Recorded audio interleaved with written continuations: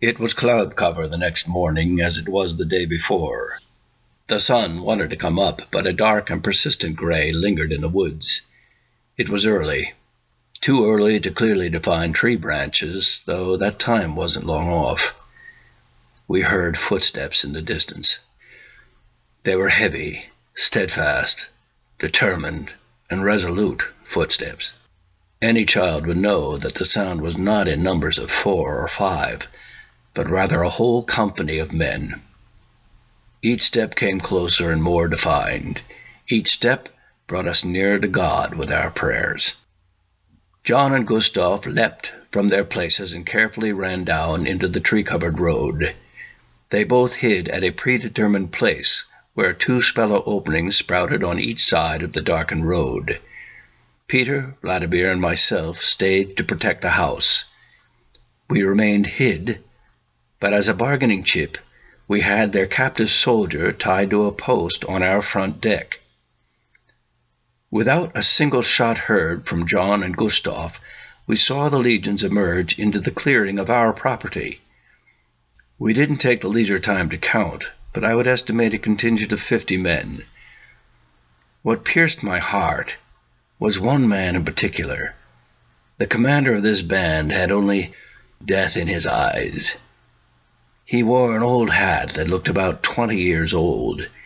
It had a Totenkopf on it, a symbol of fear and death, a skull. All his men stood silent in formation without any animation in their faces. The commander took long drags on his cigarette as he looked on the seized soldier banded on the deck of our house. Not knowing the German language, he obviously gave orders. A man came forth from the back of the ranks. He did not carry a rifle, but only a hose and a couple of tanks on his back. I had never seen a Flammenwerfer 35 before, though it was not unheard of.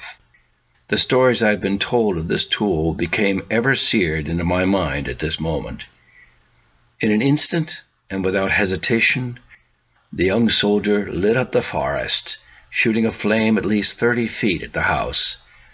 They first took aim at their own captured comrade, and then spanned the entire house. We hurriedly left out the back door and ran into the woods where another recently discovered Spellow was found. We never did hear from John and Gustav. However, before we permanently fled the next day, we mourned over the ruin of our home. In our somber state, we did find on the road by the Spellows 2 bayonets erect from the ground, with scalps on each one. Crisco Wood is no more. We now pose a danger to anyone who ever knew us. My family, including Mario, Peter, and Vladimir, go into exile with only the wind to direct us. We will head toward the high Tatras on into Poland. I bid you farewell, and may more happy and prosperous times find you.